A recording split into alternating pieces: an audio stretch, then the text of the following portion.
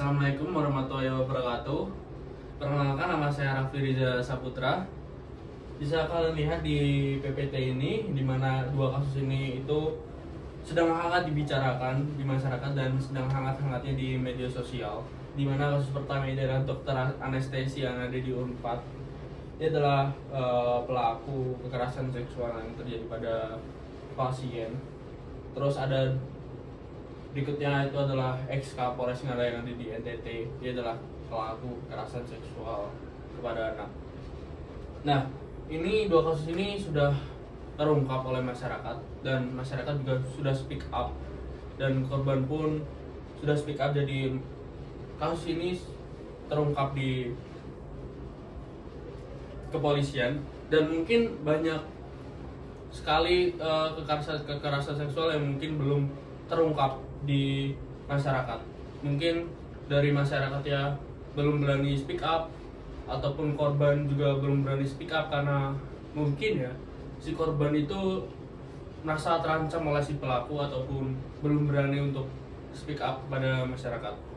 Nah, di sini saya akan menjelaskan apa itu kekerasan seksual dan apa sih efek dari si kekerasan seksual itu. Nah, yang pertama, apa itu sih kekerasan seksual? Di sini kekerasan seksual itu adalah merupakan istilah yang menunjuk kepada perilaku seksual deviatif ataupun hubungan yang menyimpang yang merugikan pihak korban dan merusak kedamaian di tengah masyarakat. Dan adanya kekerasan seksual yang terjadi, maka penderitaan bagi korban telah menjadi akibat serius yang membutuhkan perhatian. Dan yang kedua itulah kekerasan seksual itu merupakan jenis kekerasan yang dapat terjadi baik di ruang publik maupun domestik, dan subjek pelakunya itu biasanya diderita oleh perempuan dan anak yang dianggap sebagai korban yang lemah. Dan berikutnya, kenapa kebanyakan dari korban memilih untuk diam? Kebanyakan korban memilih diam itu mencegah bumerang untuk dirinya sendiri. Karena ketika korban yang berani untuk cerita atau speak up pada masyarakat, malah si pihak yang mendengarkan atau masyarakat itu malah menyalahkan si korban. Seperti respon dia kayak kenapa diam aja dari dulu, kenapa nggak lapor, terus kayak pantas pakaian kamu terbuka jadi dilecehkan atau jadi kekerasan seksual. Nah, itu respon-respon tersebut jadi si korban itu merasa takut untuk cerita pada temannya ataupun kerabatnya. Dan terkadang si korban itu juga takut ketika responnya itu si pendengar itu tidak percaya bahwa si pelaku itu melakukan kekerasan tersebut, padahal si pelaku melakukannya karena tidak percayanya si pendengar terhadap pelaku itu mungkin karena orangnya mungkin sopan ataupun berpendidikan. Itu yang membuat si pendengar itu tidak percaya. Maka si korban ini malah kayak ceritanya itu tidak didengar dan mungkin bisa kayak bumerang untuk dirinya sendiri, kayak malah disalahkan ketika dia bercerita. Nah, maka dari itu si korban itu malah untuk memilih untuk diam daripada bercerita. Nah, kalau si korban itu terus diam, itu malah akan menimbulkan efek-efek yang akan dialami oleh kekerasan seksual. Nah, yang pertama, efek dari kekerasan seksual di sini adalah yang pertama adalah depresi yang berat. Mana si korban akan mengalami depresi yang berat, dia akan selalu memikirkan kejadian itu, akan kenapa sih terjadi pada si korban gitu-gitulah. Terus yang kedua adalah ada hilang kepercayaan, yang dimana hilang kepercayaan diri itu sangat merugikan sekali bagi dirinya, karena ketika dia di lingkungan umum, di tempat-tempat umum, dia akan kalau misal dia dilihatin kepada masyarakat, dilihatin oleh seseorang ataupun dipanggil kepada orang lain, orang asing, itu dia akan merasa kayak dilecehkan atau merasa dirinya itu kotor sekali lah, bisa beranggapan kayak gitu. Dan yang ketiga adalah menimbulkan trauma yang berat, yang dimana ketika si korban itu kayak dipegang-pegang atau bersalaman dengan seseorang itu pasti memiliki trauma yang berat karena mereka adalah korban kekerasan seksual. Nah, dari efek-efek yang dialami si korban itu malah kebanyakan orang-orang itu masih menganggapnya hal yang sepele. Dan ternyata efek yang dialami itu malah tidak main-main karena mengganggu kesehatan mental seseorang. Jadi untuk menyembuhkannya itu malah membutuhkan waktu yang lama. Jadi kita yang belum merasakan kekerasan seksual atau belum terjadi kekerasan seksual pada diri kita harus berhati-hati karena kekerasan seksual itu bisa menimbulkan efek yang tadi sangat merugikan baik diri kita. Nah, kekerasan seksual itu bisa datang dari mana aja. Bisa datang dari misal kampus kita, lingkungan kita, dan mungkin kerabat kita itu bisa aja.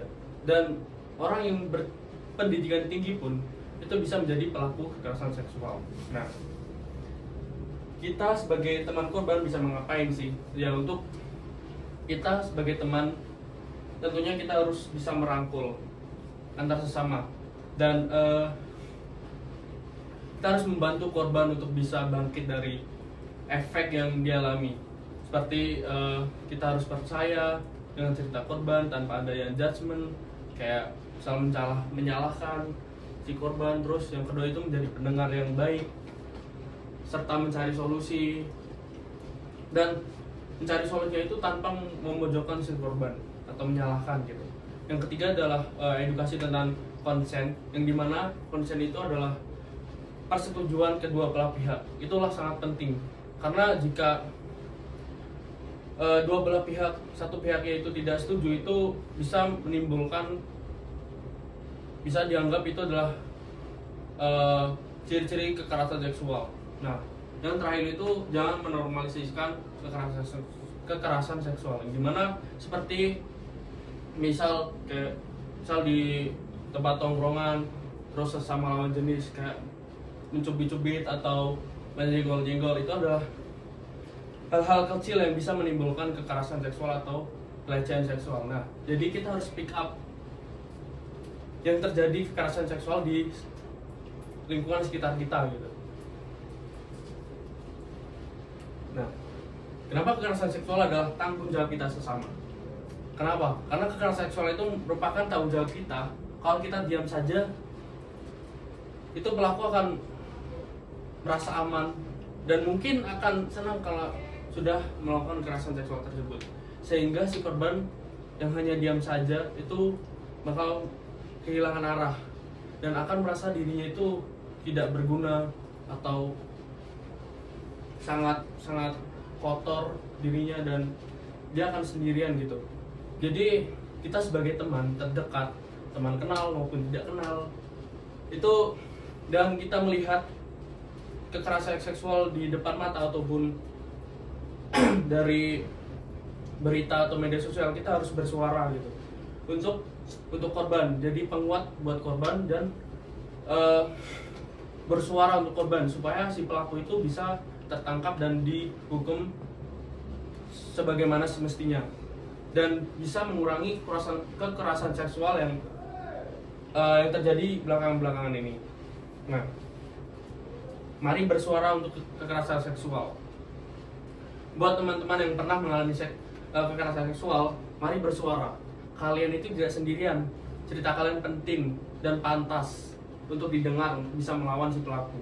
Diam itu tidak akan menyelesaikan siapapun, dan buat kita semua itu udah saatnya kita tidak cuma diam saja saat melihat kekerasan seksual di lingkungan sekitar ini. Jadi kita harus bersuara, jadi penguat bagi si korban untuk mengurangi kekerasan seksual di belakangan ini. Dan udah nggak zamannya kita untuk diam. Udah saatnya kita bersuara bareng-bareng untuk melawan kekerasan seksual. Nah,